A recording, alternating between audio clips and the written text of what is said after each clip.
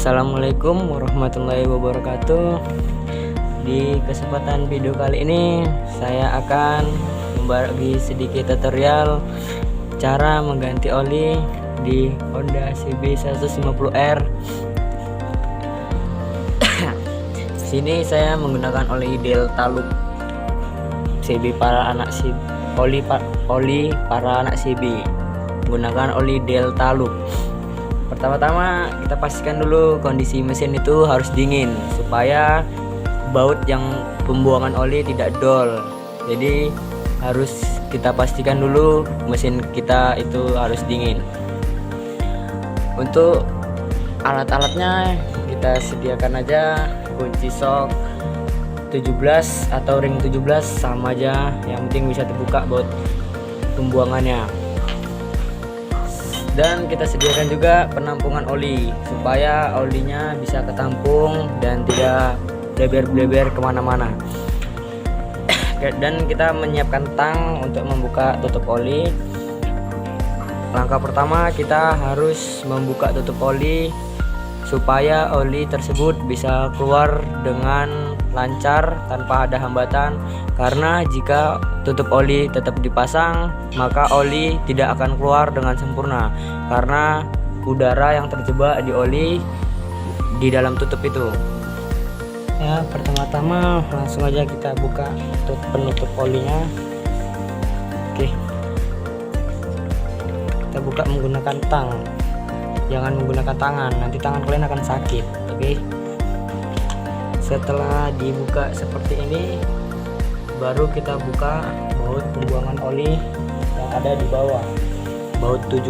Biasanya di CB 150R itu menggunakan baut 17. Langsung aja kita buka.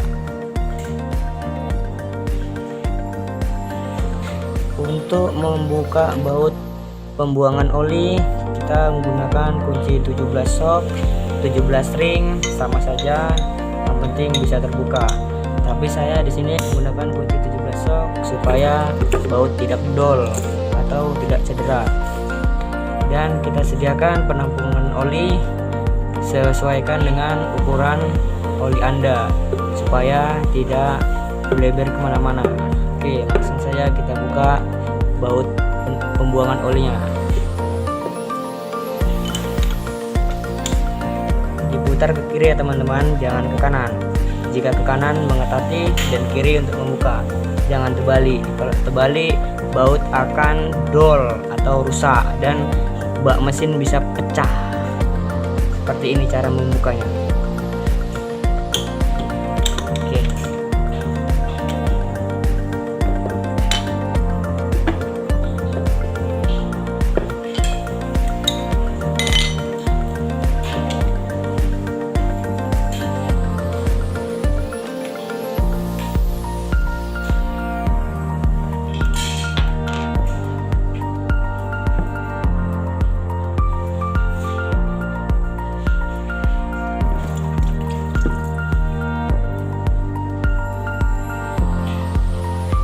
Ya teman-teman semua, ini sudah terbuka baut pembuangan oli, dan kita tunggu olinya sampai terkuras habis supaya kerak-kerak yang ada di oli itu bisa turun semua, lalu kita masukkan oli baru.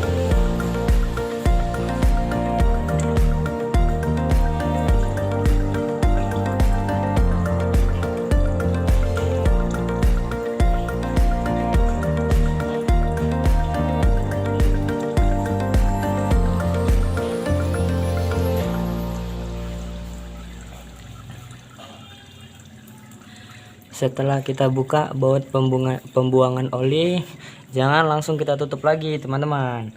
Harus kita tunggu beberapa saat supaya kerak-kerak atau gram-gram mesin pada kereta Honda kita bisa turun semua, bisa habis, dan oli-oli lamanya bisa terkuras habis. Bisa juga dengan cara memering-meringkan kereta atau disemprot dengan menggunakan kompresor supaya oli-oli, sisa-sisa oli-oli lamanya yang sangkut-sangkut di dalam mesin itu bisa tersemprot habis atau bisa keluar habis, supaya tarikan atau performa mesin kereta kita bisa menjadi semakin maksimal dan tidak ada suara kemerecek akibat gram-gram atau kotoran-kotoran yang ada di dalam mesin kita.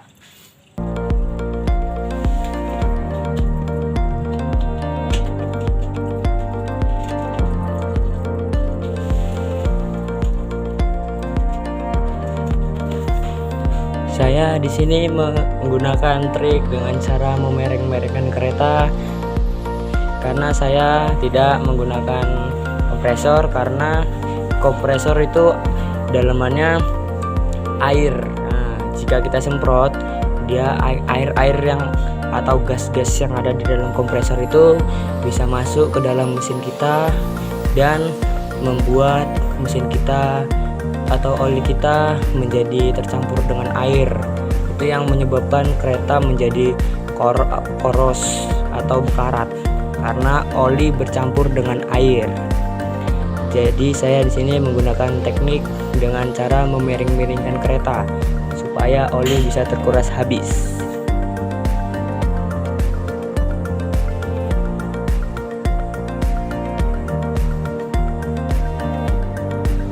Ini olinya sudah benar-benar terkuras habis, dan saran bagi saya, usahakan oli yang ada dalam mesin ini benar-benar habis. Seperti ini sudah tidak netes lagi. Nah, setelah sudah tidak netes lagi, langsung saja kita pasang baut pembuangannya lagi. Kita putar bautnya ke arah kanan, karena kanan mengunci bukan membuka. Langsung aja kita kencangkan lagi baut pembuangan oli.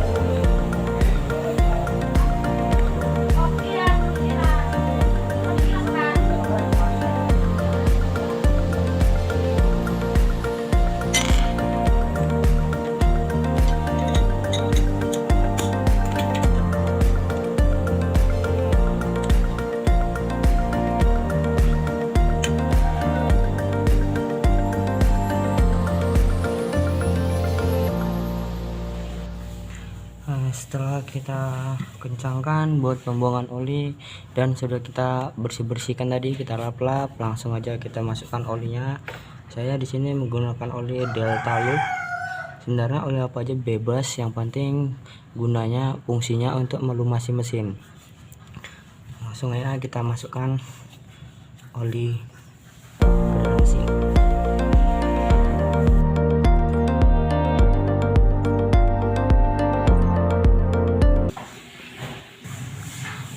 Setelah selesai kita masukkan olinya, langsung saja kita tutup olinya. Usahakan ini kita bersihkan terlebih dahulu biar tidak ada bekas-bekas oli lama yang menempel pada tutup. Nah, ini sudah saya bersihkan, langsung saja kita tutup dan kita kencangkan menggunakan tang.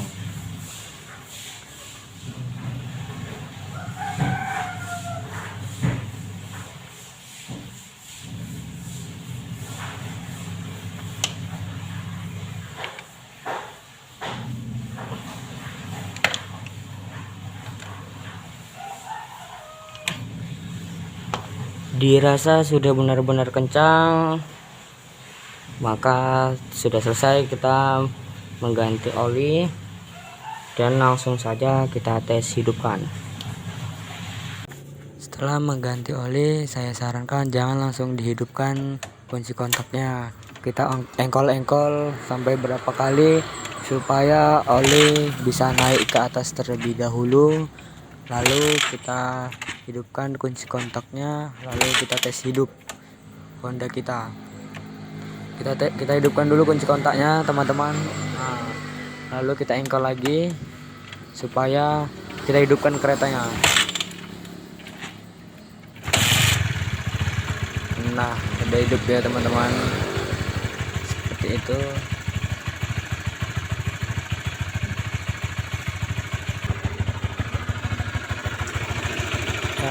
cukup sekian video dari saya. Jangan lupa di like, komen, dan subscribe, dan jangan lupa di share ya teman-teman.